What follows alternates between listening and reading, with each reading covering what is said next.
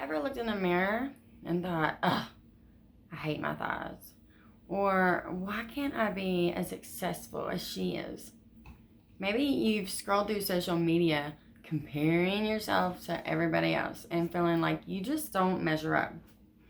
Maybe you found yourself constantly seeking validation from other people and desperately hoping for a compliment or a reassuring word. Selfies.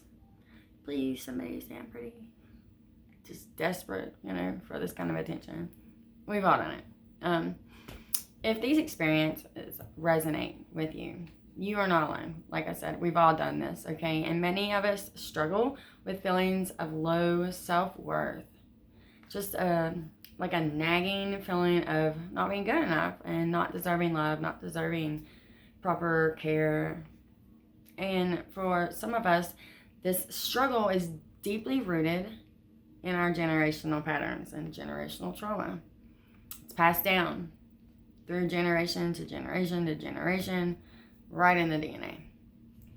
Growing up, I was constantly bombarded with messages that I wasn't good enough. The people that took care of me, like, while well-intentioned, often compared me to other kids in my school, highlighting all of my shortcomings and emphasizing where I was lacking, right? Their words were like sharp little, daggers, and it pierced my heart and left me feeling inadequate and unworthy of love. As I grew up, these feelings of inadequacy, they followed me around. I struggled to believe in myself, my abilities, my worthiness. My inner child was, running the show because she was so in pain. I sought validation from other people, hoping that their approval of me would fill this void inside me, but, it didn't.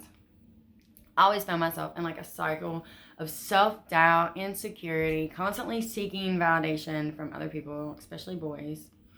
And I was never really satisfied with myself at all. I settled for much less than I deserved in horrible relationships and careers even, and I just never, like, my once dreams were so unattainable. But then, something inside me just changed, right? I realized when I started self-care practice that I did not have to be a prisoner no more to the past. I didn't have to let these old messages define who Alicia was, okay? I had the power to rewrite my story and reclaim my self-worth and create a life that I love. And it's all because of self-care, right? And I'm not just talking about self-care like putting a face mask on once a week. It has to be a practice. It has to be a routine. It has to be something that you do repeatedly, almost like a ritual. And I advise you to do it early in the morning. Wake up every day. Find something where you can do to show yourself love. Wake up before the kids, Get up before your husband wants you to start making breakfast. Get up early when you can dedicate time, love, and respect to yourself and your soul. Now, I'm going to share with you 3 simple daily practices that I use in the morning during my routine. Okay, so the first one is morning affirmations. Every morning, I will look into the mirror and I will repeat positive affirmations. Sometimes I will listen to YouTube's where they do them, and I'll just repeat what she says back. But either way, I always will say things like, I am enough. I deserve to be treated right. I deserve love. I am loved, And at first it was kind of goofy. But eventually these affirmations started to sink in and rewire the neural networks in my brain. And I started to replace the negative self-talk that I had with more compassionate and positive self-talk, right? Number 2, gratitude practice. Every day. And they teach you this like in a lot of addiction things. So I learned this. I'm not going to take credit for it. I learned this when I was in a long-term facility. And They would have us get up every day and say 3 things that we were grateful for, all around in the circle every single day. And it got like repetitive and annoying at first, to be honest. But then after I saw the benefits of it, and then I found myself, I would start with, basics like I got kids, God, food. And eventually I would notice little things. And I started to be grateful for, like I mentioned this the other day in a podcast, air conditioning, central heating and cooling. What? Who would have known? Like, I went without, and then now I'm like, oh my gosh, I'm so grateful every day. That's one of the things I say, even on, like, my list keeps getting longer and longer. Of course, I do more than 3.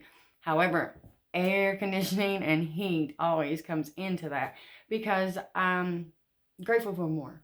And this simple practice will help you shift your focus from lack to abundance, scarcity to prosperous, by just the simple act of being grateful. You can write it down. You can say things out loud. You can say things to your God or higher power, source, whatever you want to call it. It's the same energy. But that really helped me shift the way I felt. And I do it in the mornings, but you can do it whenever. And number 3 is movement and mindfulness. Okay, so my morning routine is always yoga or qigong, but it started out with just yoga. Now, of course, there's also breath work. I mean, I do all kinds of different things in the morning, but just moving your body, even if you just stretch for like 10 minutes to 15 minutes, keep going as you go on, more like 30 now or to an hour. Depends on how much earlier I get up than everybody else, but you have to movement like that. And it doesn't have to be yoga or qigong. It can be any kind of movement that you do in the mornings. You can walk outside and whatever. But this will get your mind and body connected, okay? And the mind, body, soul connection is so important for changing your beliefs and creating a sense of inner peace, okay? These are 3 simple, easy practices that, when repeated daily, because you need to, have at least 21 days to develop an actual routine.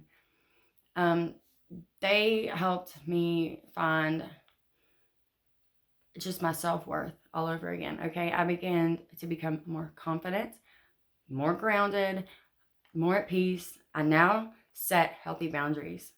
I speak my truth from the heart, from my throat chakra, and I pursue my passions with courage, newfound courage. As my self-worth grew, so did my relationships, my career, my overall sense of well-being. I I magnetized more loving and supportive people into my life. And I found work that I'm passionate about. And I finally started living a life that I feel authentic and I feel true to my soul. Remember, you're not your past, okay? You're not your generational family's trauma, mistakes, dysfunction. That's not you.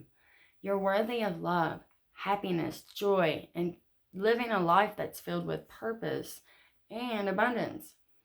If you're ready to take the next step in your healing journey, I invite you to join our Healing Hive. It's a very safe and supportive group of people that know where you've been and connect to you on a deep level. You'll get group coaching weekly and a chance to find some resources to help you heal and thrive. Please click the link below to find out more about the Healing 5.